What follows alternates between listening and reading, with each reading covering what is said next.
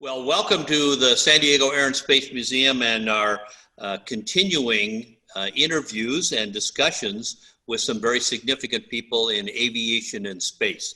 We're very fortunate to have with us today Walt Cunningham from Apollo 7, and I'm going to read a short bio here, so you'll see me put my head down just for a second, so I don't want to miss anything as I read this. Walt Cunningham is a Marine Corps aviator, NASA astronaut, and author who originally enlisted in the U.S. Navy, well, and of course a Navy guy, so that's a little classy, in 1951.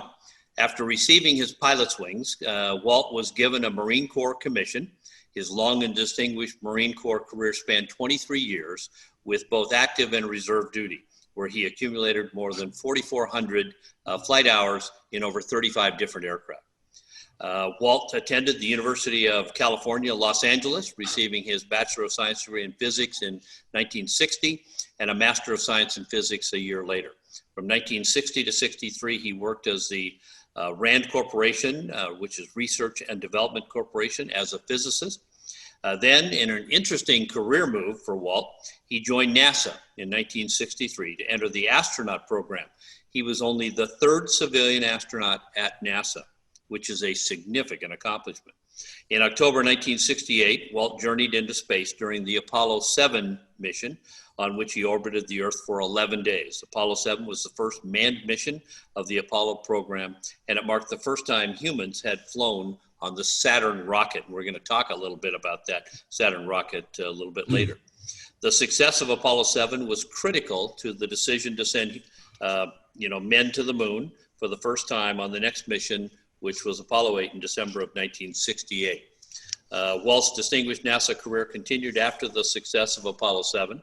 From 1968 to 71, he was the chief of the Skylab branch of the astronaut office, overseeing many scientific experiments which helped the Skylab space station succeed. He retired from NASA in 1971, moving on to a distinguished career in many various private industrial enterprises. He even took his expansive knowledge to the airwaves and to paper. He was the host of a radio show, Liftoff to Logic, and also formalized much of his experience with the space program in a book, The All-American Boys. And by the way, well, that is such a great title and a great book. If any of you viewers have not read it yet, you should. It truly is a great read. Walt is a member of a large number of organizations, including the American Aeronautical Society and the Society of Experimental Test Pilots. He has also been awarded many distinguished honors, including both the NASA Exceptional Service Medal and the NASA Distinguished Service Medal. He joined the International Air and Space Hall of Fame at the San Diego Air and Space Museum in 2011. Today, he lives outside Houston with his wonderful, beautiful, and very smart wife, Dot. And Walt, thank you for joining us today. This is just a thrill. It's a thrill for me for a number of reasons, as I get to talk to a truly good friend and an extremely accomplished aviator and an astronaut. Well, so welcome. I want to thank you for a nice introduction, and you probably don't realize how much that career was aimed at being the best I could wherever I could, and I didn't realize how hard that was going to be. But that makes it more worthwhile. It may be, and some of the things that you mentioned there will lead into some good discussions, because the public in general doesn't really. They're not in touch with the reality of things 50 years ago and 60 years ago, 40 years ago. Yeah, the world has changed. And I'm going to be, next March, I'll be 89 years old. Oh, wow. I thought you were like 60. I know. And it'll be hard to convince people that I was the world's greatest fighter pilot. I think you and Bill Anders are always vying for it. Oh, yes, that's right. You know, that's the interesting thing about it. And our society is changing. But I think one of the best objectives that somebody can have that's a fighter pilot or a military pilot and things like that is to want to be the best that there is. And I think it's also even positive when they think that they're in that group, they're up close to that, even if they're not. I'm saying it's uh, when you launch and you've been aboard those carriers, and when you launch, you realize that your performance is what controls whether you make it back or not. Yep. And I think that's such a wonderful, satisfying thing about it, because I qualified landing on a that kind of a ship, but I never really got a duty assignment that kept me on it. And I'll never forget that after the flight of Apollo 7, when they took us back, that's what they did. They put us in there with the Admiral and all those nice things. But that was not the same as when I got to land my airplane on there. Nope, you're exactly right. And sometimes that deck's moving around just a little bit. Right. The one of the things I think is interesting today is that our space program, the astronaut aspect of the space program, so the manned space program, it's evolving. And many of us from the old days, because I was with the third group of astronauts. They had the first group of astronauts. About 2.5, 3 years later, they selected a second group, and about 10 months later, they selected us. And it was an interesting, very highly thought about spot, and it was great living and the things you got to do. But I would not have gotten there had I not recognized that I was the last squadron flying in Korea, and deciding while I was there that I had to go to college, because out of high school I joined the Navy, and in the Navy I got the flight training, things like that. But when I realized I had to go to college, that's when I transferred into reserve squadrons. And they were right there at Los Alamitos in California, and I started at UCLA. And so I had the next 6, 7 years, maybe even more than that, went through getting my bachelor's, my master's degrees. And the thing that the public have a hard time understanding is when I was getting my master's degree, and they were starting to select that third group of astronauts. And I thought, well, I think I have the qualifications now, because I was doing a lot of flying with the reserves during that. And when I signed up for it, I found out that I had to get a graduation. So I eventually, I was working on a PhD, and so here I am. I was getting selected. I had not gotten my PhD yet. I was down to the last year of the work, and it was on an unmanned vehicle in space. And I expected that now it's going to be easy, because I won't finish that. Somebody else might come on and finish this satellite. But they're going to have an obligation to give me my doctorate after all these years I've been there. Well, they never, ever, ever owned up to an obligation. I was the first one out of there that went in the space program. I think they've had 5 now. I headed up their fundraising program, I think 2 years in a row, but never once did they even feel any kind of obligation to give me my doctorate. So today I don't have a doctorate. All I have is what I was doing there. Well, I think that being an Apollo astronaut, I'll call you doctor. Okay. But I want to take you back for a few minutes. Okay. Because, we have a lot of young people out there, young ladies and young gentlemen who are, looking at their futures. And, when you go way back just for a few minutes, when did you first become interested in being a pilot? When did you know that you wanted to be a pilot, which led to all this other stuff? Well, when I wanted to be the fighter pilot, it was not related to space at all. Right. And it was really related to my my beginning, because we were probably, well, the poorest family that I know at the time. And I was started working when I was like 8 or 9 years old, whatever I could do to earn a little bit of money, because we had no money. And it was during the Second World War. And I can remember any time a plane flew over, this was in the 1940s. And of course, a lot of the launching was in Southern California there, and a lot of the development. And every time that one would be flying over and I'd be in class down there, the teacher, I was in this special class for about 3 years down there of the better students.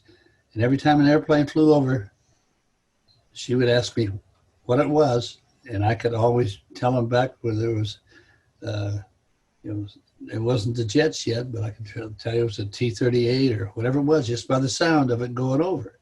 So my objective from the beginning was to become a military fighter pilot. However, they also started taking people out of our class, drafting them, and they were putting them over in Korea. And Korea was not the Korea it is today. It was really country, and a lot of those people got killed even when I was in senior in high school, just before graduation. Some of those classmates were killed in the hills in Korea. So I was doing this to try to, I didn't understand how to do it plus or minus, but here I am getting ready to go over there. Well, you're right about Korea. You know, it's extremely rugged, and South Korea is certainly a very different country. I remember flying off Coral Sea, over South Korea, and how murky it was. It was just, and yep. Well, you would know all that. Well, when I was there, and what was it? Well, I can't remember exactly the name of the squadron, but it was a 14-month assignment, but we lasted about, maybe 8 or 9 months there before. And we were the last squadron that had a mission assigned in Korea. Right. And you could hardly find any concrete on any roads or anything, any place around there. And we were all-weather jet night fighters on it. So probably 60 to 70% of our time is we were flying the F-3D, which was the first all-weather night fighter squadron. And so about 60 or 70% of our time was nights. And so the schedule was kind of strange to get used to in it. But I was so happy because they had just put second lieutenants in there. There were 5 of us that were the new second lieutenants. And of course, we had an attitude about the captains and the majors and the people. So not everything has changed. Well, I can remember at that time. Well, I'll give you the reason why I went off to college. It took me a while there. That is because we were second lieutenants. None of us got promoted to first lieutenant while we were there, but because the time hadn't come up. But we all had a particular attitude about flying at night, and we all thought we were the best in the world. We were too stupid to realize that wasn't necessarily correct. And we had a major in those flying. He was in charge of operations, of charge of our flying. And I can't remember his name, but we admired him so much because we thought he was absolutely the best qualified pilot in that squadron. And then we also had another guy that was a captain in our squadron. He was kind of dealing with it hands-on, and he was terrible. There was nobody that admired him and his approach to it. Right. I mean, you might sometimes have 0-0 landings when you got nothing but needle ball kind of stuff out there. And so one time, after we'd been there about 5 or 6 months, maybe about that time, and they said, we've promoted too many people to major, so we're going to have another selection. And it wasn't just locally; it was the Marine Corps. Right. And they said the following captains are in the zone for major. And it included this guy. We thought we wouldn't have heard. And they said, we've promoted too many in the past, so the following majors are in this zone for reselection to major. And this was one of the more critical decisions in my life, because I went through that selection and we were kind of tied into it a little bit in the sense we were aware of what was going on. And I'll never forget that 30 days later, the major, he was one of the guys in that zone for reselection, but I'll never forget that we were listening to the results, and he made captain. And with the captain that we had no respect for at all, Made major. Made major. So, Sure. It was a day after that, and I can remember as a second lieutenant standing in there and telling that major that was now a captain, telling how bad I felt about what was going on with that stuff. But that same day, I decided I better go to college. Well, that was, it's kind of unique because, there are many reasons in our lives why we do things, and that's actually a great story. Well, that was, let's say, I've been in the service of 2 to 2.5 years at the time. Second lieutenant over there, and when I decided that I was going to go to college, I transferred to a reserve squadron right there at Los Alamitos. We had better airplanes than the F-3Ds, in my opinion, there in that reserve squadron. And then I had to pass a physical to do that. And I had to have 22 teeth fixed. And I was never at any place long enough to get it all done right away. But anyhow, it was a problem to get through that. And when I passed that and what have you, well, that's a different thing. But when I went to college, I grew up right in that same area. And it was while I was at college, as a senior, I think it was, I went to work as at where was the place you mentioned where I was working there at why can't I not even remember that? Anyhow, it was. Well, you're doing all this flying. You're flying a lot. Tell me your favorite 2 airplanes. My favorite airplanes. Well, in some respect, I liked the F-3D too, by what you could perfect and what you could do with it. But was it as good an airplane? Oh no. The Max, I think I managed one time to accidentally, I was trying to, but I managed to make it to 0.9 Mach. So they were not those kind of airplanes. Right. But in the reserves, we went through several different airplanes. But I did like the F-3D too because of what it taught me. And in the book I wrote, I've got some specific instances talking about what went on with some of these different airplanes. So the F-3D-2 did give me a lot of education. But then when I, in the reserves there, it was the FJ4, or what was it? Anyhow, it was getting to the really good fighter planes there. And well, those are great comments about that one airplane because oftentimes, you find one, as you know, that teaches you a lot about all the others you're going to fly in the future. Oh, yes. I always used to say, I flew the T2A, okay, in flight training. T2. And it didn't perform nearly as well as the B and the C. Okay, so its lack of performance maximized how I used performance later, if that makes sense. Oh, yeah. And Yeah. Also, I'd say that you and I are probably, I can't say we're like everybody else. We might be a little bit different than everybody else because you have that kind of thing in mind.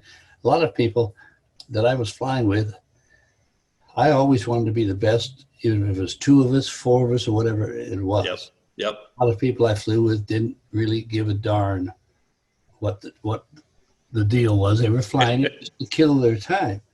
So, okay, so you're off. You get your degree in physics. You get your master's in physics. So you're a pretty smart guy, and all of a sudden, you're starting to see this astronaut thing, as you said, the third selection come along. Okay, so all of a sudden, it's like, well, okay, the flying's really good. Okay, but now I get a chance to be an astronaut. What drove that? I mean, something said to you, that, hey, this space thing is something that's possible and I'd like to do it. Well, I remember thinking that since I was already, I was working on my PhD at the time. And I can remember starting to read about them, selecting those first astronauts. But I was not that much tied into it, kind of remotely on it. But I'll never forget the day that Alan Shepard was the first American astronaut. He became a friend eventually for a long time. But at that time, I'm a student. I live in the San Diego Valley, flying over the mountains to get down to the RAND Corporation, which is in Santa Monica. We didn't have the freeways like they have today and all that. So we had to go up over the mountain, go through the tunnel and come down on the other side. And one of those mornings, and to do it, I had to work in the hours at the RAND Corporation, tied with my classes. I had to go early in the morning for that. And it was about, 7 or 8 o'clock or something like that. I'm going up the hills, and I'm listening to the countdown to Alan Shepard's first flight. And I didn't know much about what was going on, but I've been following it and thinking that, because in those days we had a lot of airplanes flying and pushing out the envelope on all that stuff. Right. So here they get down to the last 5 minutes of Alan's liftoff. And I couldn't keep driving. I pulled over the side of the road, and wasn't freeways in those days. And I'll never forget, I pulled over the side of the road. They got down. When they got down to the last 5 minutes, I stopped. I pulled over, I stopped, and I'm listening. And what I remember is when he lifted off, I heard this holler out there. "You lucky son of a bitch." And then I realized that was me that was doing the hollering. So I looked around and I said, boy, I hope they don't get me for this. Because I was screaming, and it was I was driving a Ferrari without the top up at the time. But nowadays they would have pulled over and said you were homeless and said, please come with us. So that's very possible. That's right. When you're out there screaming by yourself. Okay. So, here we do. But I got to tell you this. Yes, sir. That was the start of the idea that that's what I'm going to do. Wow. What a moment. And a year later, I was doing that. Well, I've always believed there are moments in our lives that change our lives forever. And wow, what a moment, because, it really is those inspirational opportunities, that just come along, that you would pull over, out in the middle of nowhere in a weird sort of way, and just be going, wow, and then ultimately, how do I do that? And okay, so you get picked up. Okay, we've had Mercury, Gemini. We're getting into the Apollo program, and we have the unfortunate Apollo 1 fire. Okay, where 3 of Americans' heroes, pass away, and Frank Borman, the team, you and others redesigned this capsule and all this kind of stuff, where there's a lot of input on it, and so, where were you when you first heard about the fire? Well, I have to tell a different story to bring you up to date on that. Okay. And because I think I was there with NASA maybe a year and a half or closer to, I can't remember when we got assigned. We were the backup crew. Actually, we were assigned to the primary crew for the second manned Apollo mission. It was Wally Schirra, who has a reputation as one of the better pilots there at the time. And I frankly think he was one of the better pilots. And Wally Schirra, Don Isley, and I. But we were on the second crew. The number 1 crew was Gus Grissom, Ed White, and Roger Chaffee. Right. And Roger Chaffee was my neighbor. And we weren't all wrapped up in the same thing, but it got closer after that accident they had. But what happened was we were spending a lot of time in and out of Florida at the time down there. And all the hardware was still getting developed. We lived a lot of time out in Los Angeles at the factory helping develop it. What people don't realize was in those days, astronauts, all of them were technical qualified, and we had very heavy participation in the design and the development and the testing of this vehicle. And of course, Gemini was there going in, and it was doing some flying. And that first Apollo mission was going to be flown by Gus Grissom, Ed White, and Roger Chaffee. And Wally and Don and I, we were on the second one. Those vehicles were both very much identical. By the time they got to about 7 months after we'd been doing that, they canceled our flight. And when they canceled our flight, our first feeling was pretty disappointing. And then we got, about 3 or 4 days later, they says, no, you're back up now on Apollo 1. So we were back up on Apollo 1, and we were there for about 5 months. And they were announcing that flight was going to be in February, I think. And Wally, Don, and I were backing up Gus and Roger out there. And when it got down to this test, we had a test. We got to the first test where they actually had closed all the hatches, and we were going through the test inside. But we were going through that test the day before that Gus, Ed, and Roger were there. And we were doing that afternoon, and they were having trouble developing consistent communications back and forth at the time. And I never forget that, Wally, Don, and I, we went through that test. It was no big deal. It took longer than they expected and what have you, but the hatch was not closed. And in those days, the hatch we had was locked from inside to the out. And we had been working, trying to get that changed for months. And I think they were working on it at that time for the third flight to have an outside hatch opening from the outside.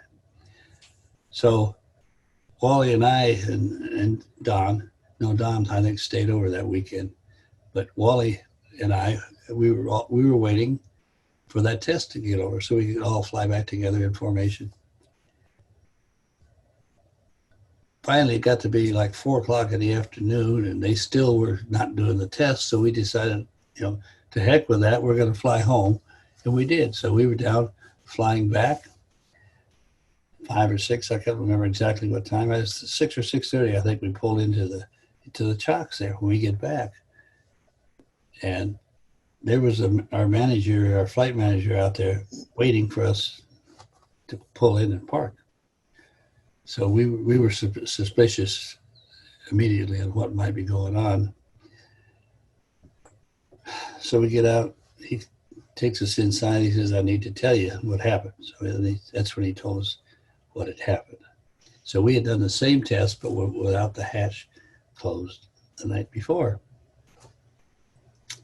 So we spent some time doing what you do as families there on it. Our families weren't all that close, but we were doing the recovering afterwards. And about a week later, we'd been assigned to the prime crew, which when it got canceled, we became the backup crew on the Apollo 1. And then about 8 or 9 days later, I can't remember exactly when, we were then given the first flight. And we had to start correcting those things that caused the death sentence. Right. And we ended up, I think we ended up making about 1,000 changes of one kind or another. Some of them were fairly trivial, but a lot of them were important. But we were so wrapped up in beating the Russians that we couldn't get some of those things in. So now it was really good training. Wally, Don, and I, we had no simulators on the ground until right about that time. We were able to get some simulators. And today I've read some things where they think we had only a couple of 100 hours in the simulators and stuff like that. We only had, Wally, Don, and I, we had only 75 hours in the simulator when we went. Wow. It's because we were still developing that, and it was coming along pretty good. So when in fact, Wally was thinking about leaving, but when we were given the prime crew then on the first mission, and Wally changed his mind, he was going to stay. And I thought it was a very important period, about a year and a half. We did a lot of good training together, and we did some things we got in trouble with, but that was what. Well, you were with, Wally and you together would be. Yeah, that was just risky. Enough right there. Well, it's all I can tell you is, wow, as the backup crew for Apollo 1, being in that capsule, which you were extremely familiar with, and knowing the other astronauts, so Wally, Don, and you are going to take off, and basically you're taking up. This is that test pilot thing again. You're going to take up a brand new capsule and ring it out because if it stayed, if we right could there the whole time. Right. Yes. And so, okay, so you got Wally and Don. You got any Wally and Don stories? Well, yes, and it's the stories that the public is probably not as interested in today, but about a week or 10, I think it was about 5 days before that scheduled liftoff, the launch, that was on a weekend, and we went hunting outside of where that launch site was there. And Isley was there too, the three of us. And while we were out there, some police car came by, and it turns out that we were cheating on the hunting because it was early by about 5 days. So we were out there hunting, but they were pretty nice. We were still important at those days, and they let us go. And we got back, and it had been cold and rainy and what have you. And I can remember that I talked to Isley and got him to go along with me. But we went to a local place there where they give you a shot for a cold, right, things like that.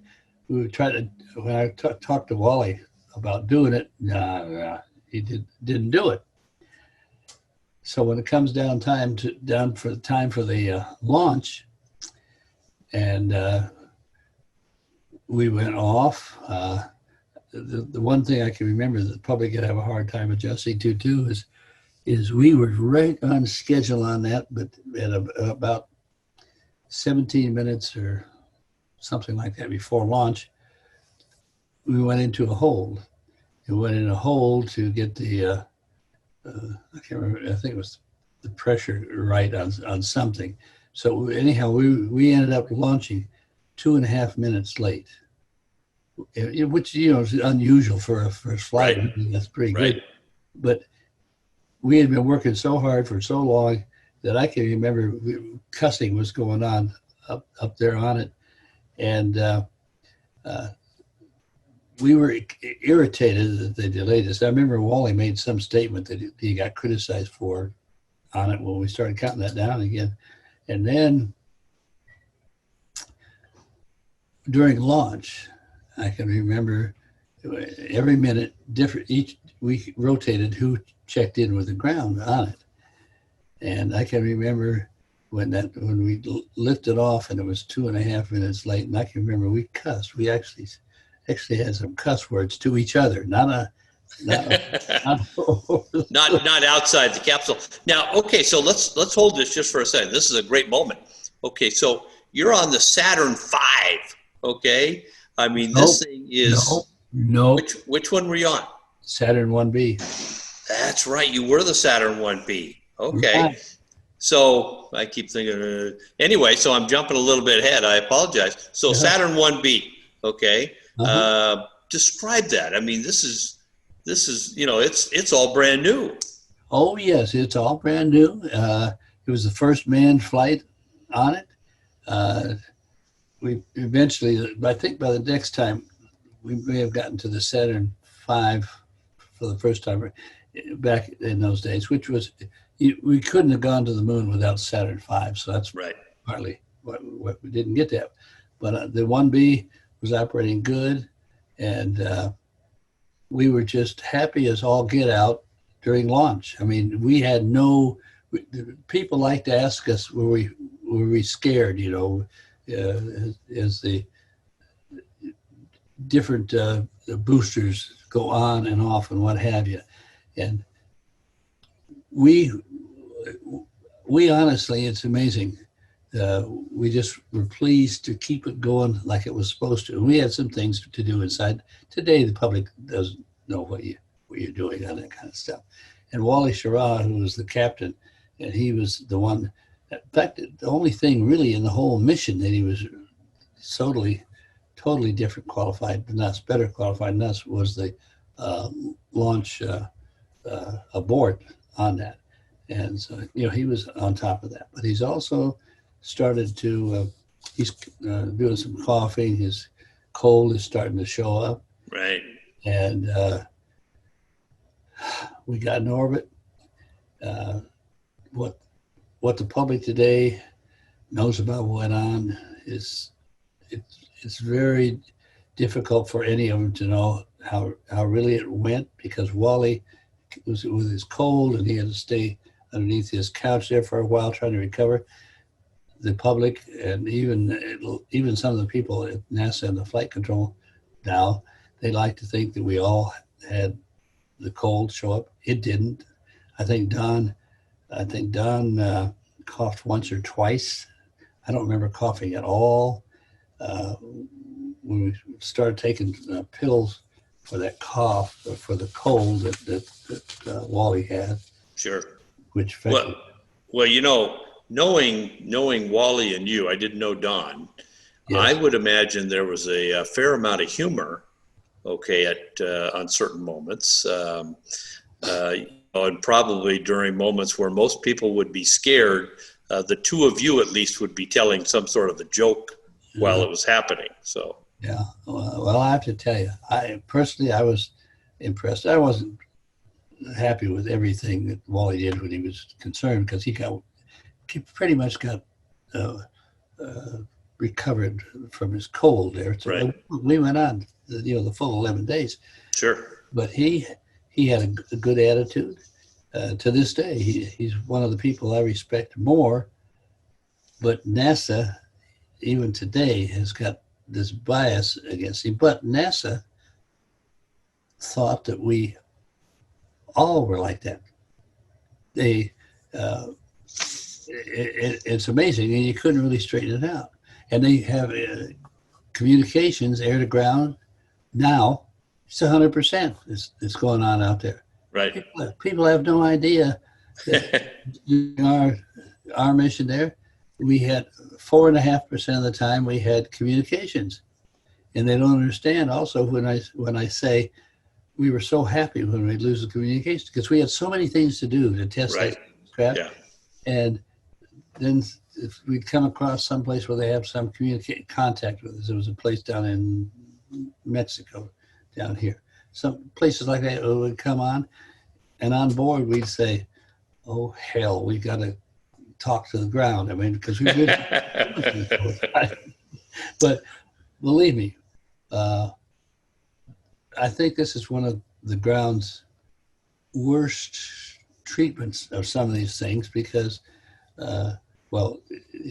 they were triggered actually by Wally. Sure. Wally was Sure. in charge of anything that went on, and where it got Well- to us. Well, okay, so you're up there now, okay, and you're looking back at Earth, you're in Sometimes. space. Well, but I'm just saying occasionally, and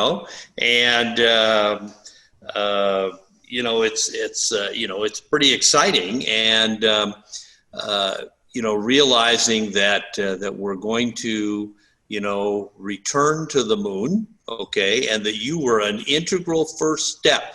I've told people in many presentations, I think Apollo 7 was as critical a mission as any mission flown ever, because had it failed, they may have stopped the program after the fire on 1. So the pressure was on you guys, to do it right, okay, and without feeling necessarily the pressure was there. Yeah, but it's funny. Our attitude was different.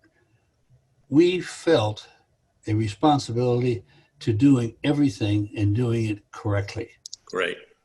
And the ground didn't have to say anything about that. They were informed. They were tracking the systems, and fortunately, they were getting some information that we might need and get from it. But what the world today does not really realize, we just got through flying another first time a new spacecraft here with some people.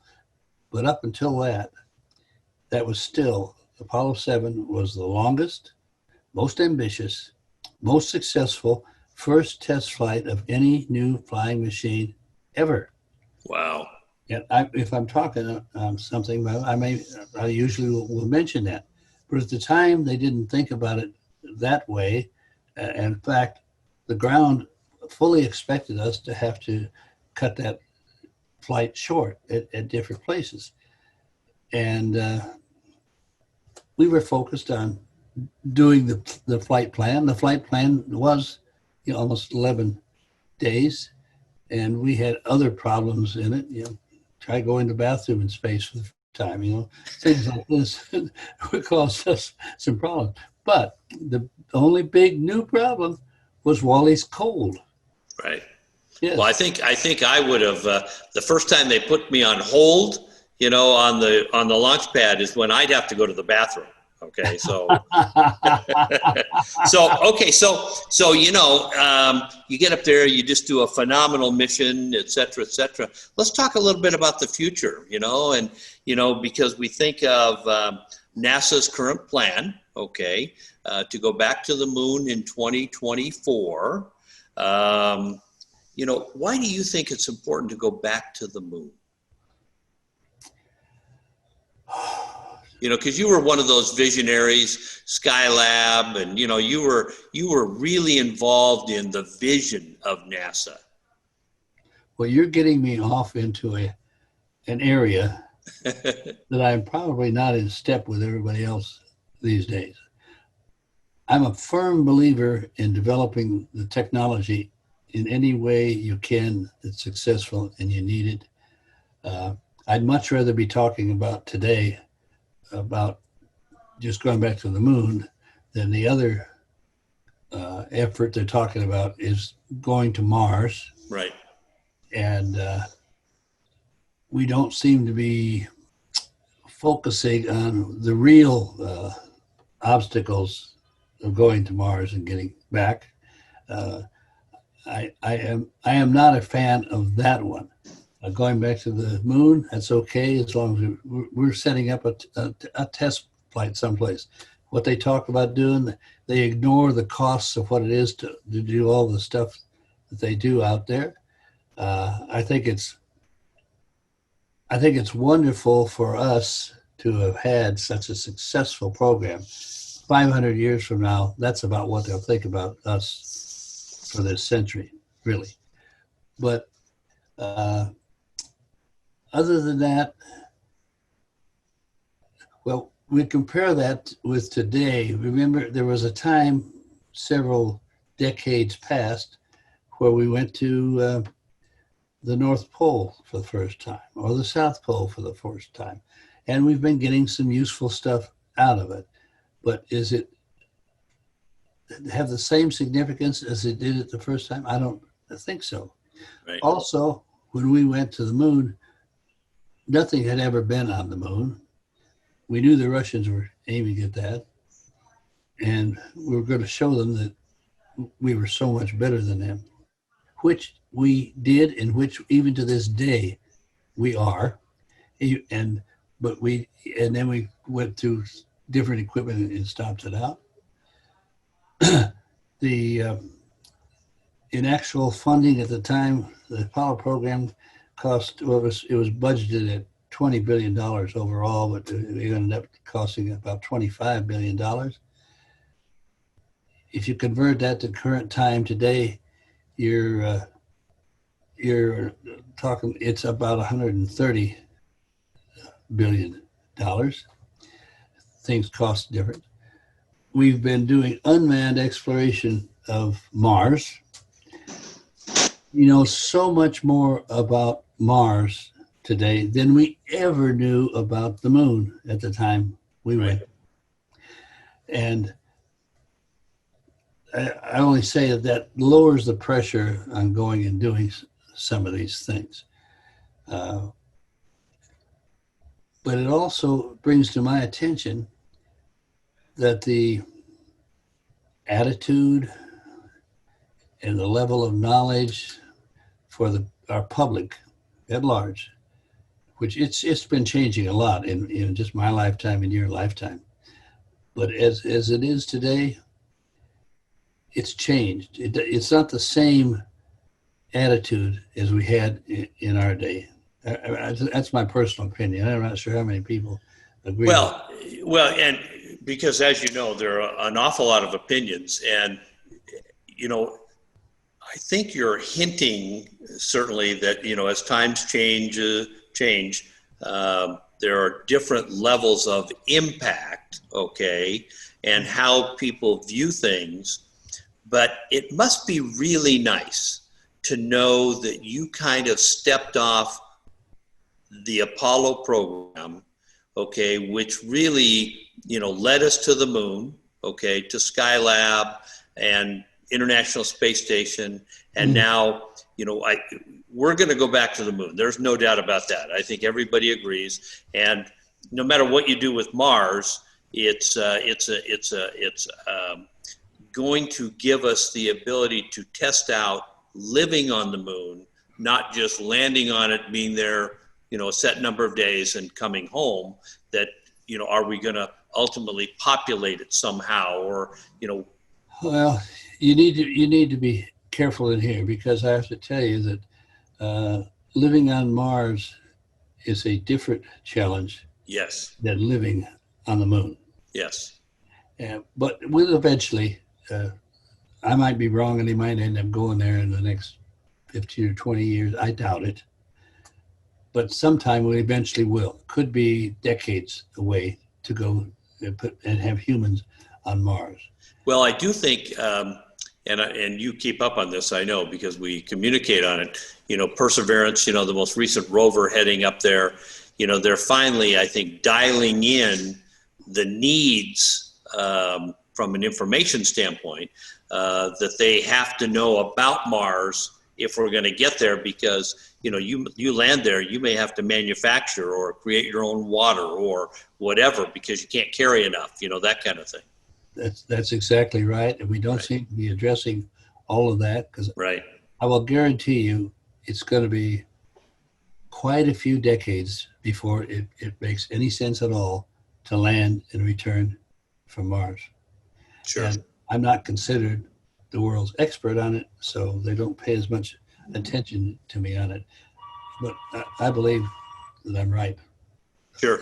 Well, it's got to be pretty exciting for you, especially because of coming a little bit, the Marine Corps, Rand Corporation, one of the first 3 civilian astronauts chosen for the program, to see the public-private partnerships. Okay, the SpaceX, the Blue Origin, Virgin Galactic, all those things, in a weird sort of way, I've described this to several people. We have kind of a mini space race inside the boundaries of the United States, just among companies and NASA. Well, I'll tell you what I consider the plus out of that, because from the time they started all those, I didn't think they were necessarily going to be able to do what they were aimed at. Right. But those people, multiple sites and operations, the competition moves things forward, and I've expected that to be the case. But like right now, one of the things I thought was the stupidest thing I had ever seen about flying in space was the one from Elon Musk. And he used to do that TV, where they're loading 1,000 people on a rocket and sending it out to Mars, things like that. Total nonsense. And yet people watching it. And many people actually kind of believing it. Right. On what's going on. So I think that we're slowly coming to our sense about that. But take Elon Musk. He's been at this business now for 10 or 12 years or something like that. I never, ever, I went through that facility 7 or 8 years ago. And it's very impressive, believe me, on the facility. But I never believed that they would be in the lead on any of this stuff about going to the moon and back and all that, until about a year or 2 ago, when they made their first landings with the boosters when they did that, I changed my attitude about that company. And I still think it's amazing and wonderful what we're doing on it. Hey, Walt, the coolest thing is still, like you said, bringing the boosters back and landing them. Right. And there's some secrets out about it that I still haven't found out. I'm kind of interested in finding out how much thrust that they put into that to do it. Nobody ever mentions that. Do you know? I don't know the exact figure, but you have to kind of admire, because this is really Musk and Bezos both. They believe in reusability. That's a basic precept. Right. And things today cost so much more than they used to. And some of that is of course, accomplishing things that weren't accomplished before. But some of it is just how much things have increased, inflation and all that other kind of stuff in these costs. So it's kind of a different situation today than it was. But the people today seem to have a less critical attitude about how to accomplish these things than they did 30, 40, 50 years ago. We were sticking our neck out more 50 years ago than we are today, believe me. Well, I think you guys led the way. You were the first. I actually believe that there's kind of, with technology growth, okay, that we see, you think of December 17, 1903, the Wright brothers, okay, it's only 117 years later, okay, and and of course you think of 1903, 1927, Lindbergh crosses the Atlantic solo. Amelia does it 5 years to the day later. Yeager breaks the sound barrier in 47. Okay, and you guys are toying around with the moon, okay, in the late 60s. So yeah. I mean, so wow, and I actually believe to some degree your point is very, very correct and germane. People kind of have an expectation, so they don't look at it as risky as when you were doing it. Yes, yes. And I think that's good mentally. Also, in those days, the participants that it attracted, every single one of them was in test flight at the time. Right. But starting with our group of 14 of us, and I can't remember, 4 or 5 of us, about 5 of us, that we were not official test pilots working as test pilots at the time. Our attitude was all oriented with that. Right. It was different. Today, I think you have maybe about a third of the group that's in there would be considered qualified fighter pilots. Right. Well, I think they think you're going to put it on autopilot, and that you can just, yes. they'll pick up their cell phones, right. and they'll say, Google the moon, and this will direct them to the moon somehow, and they'll just arrive there. But with doing that, for example, that's expressing a capability that we're building now on everything. Right. Computer. That's why I'm becoming more and more out of it. Well, and you alluded to this a little while ago, landing on an aircraft carrier. Okay. Mm-hmm. Very candidly, the Hornet is, the F-A-18 is very simple. It's, I mean, landing is not difficult. Okay. But it wasn't easy to bring an A-7 Corsair aboard, or, some of the airplanes you were flying back then. And you realize that, that now, matter of fact, I think in the Hornet is called the magic carpet, as it comes down with some of the technology.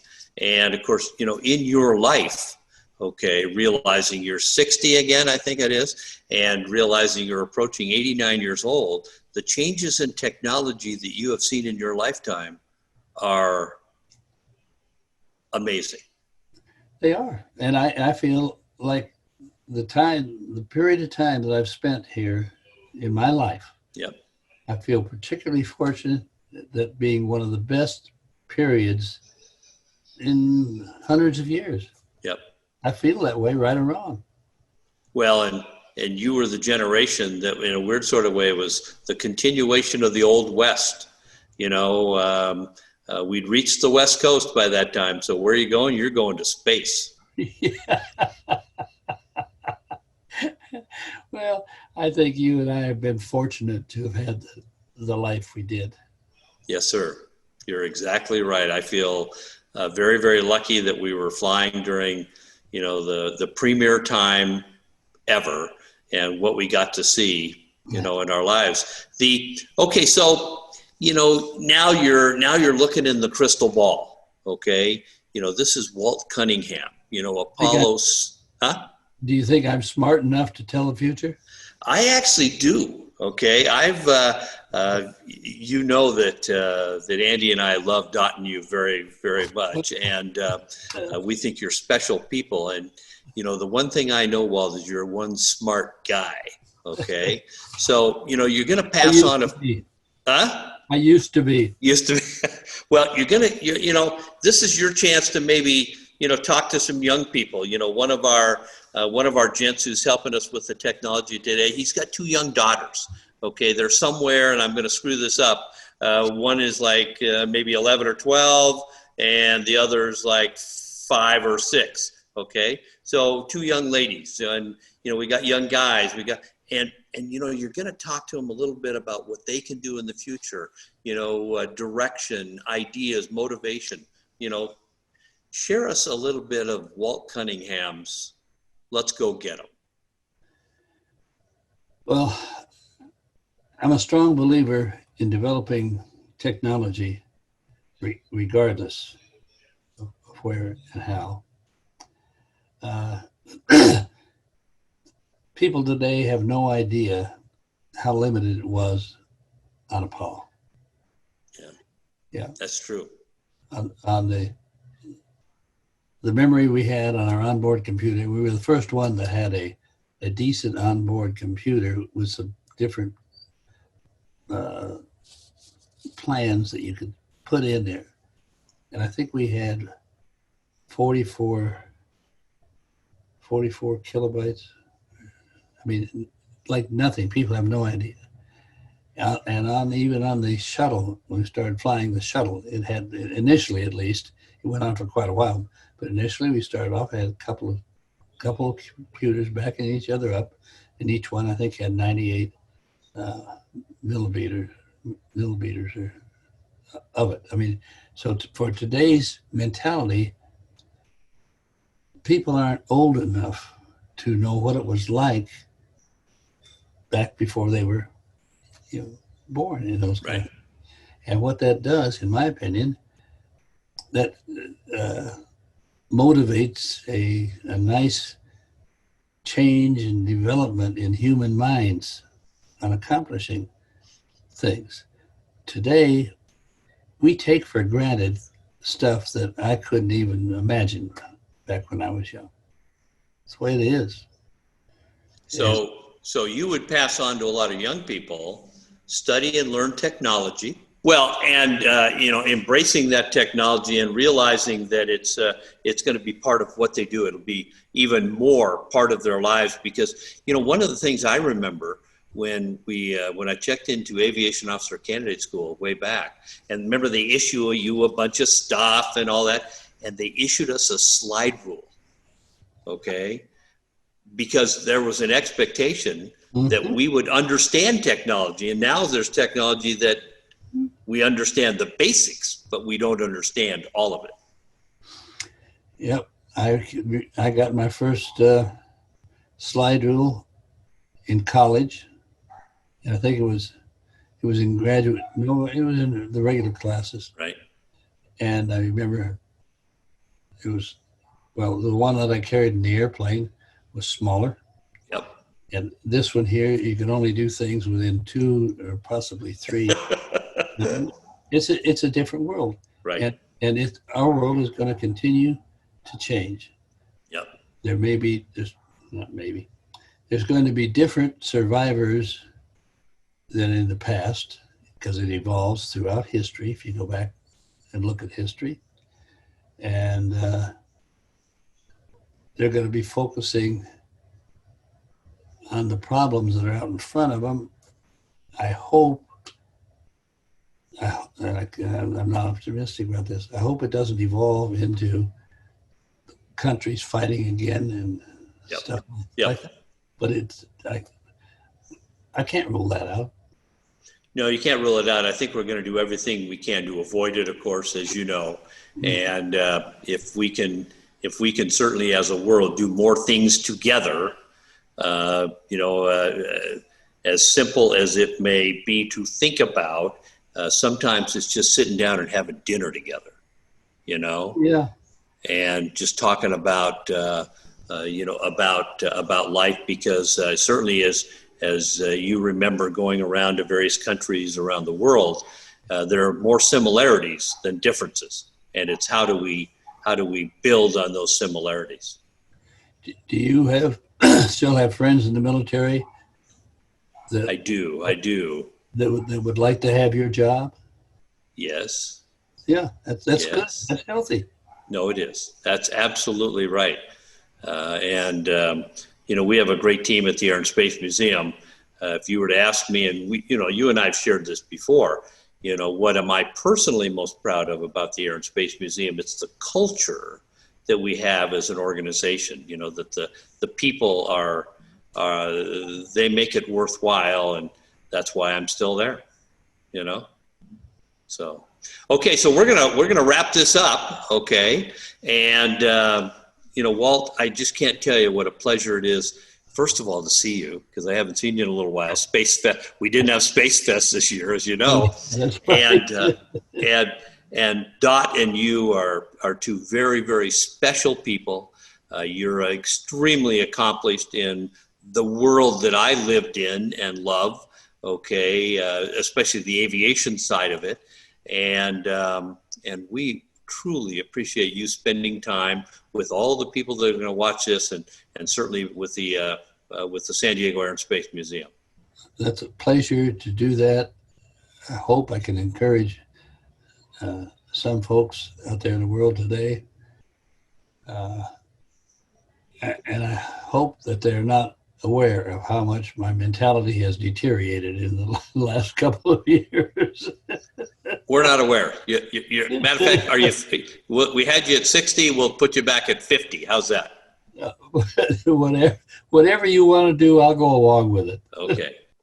And please text SDASM at 44321.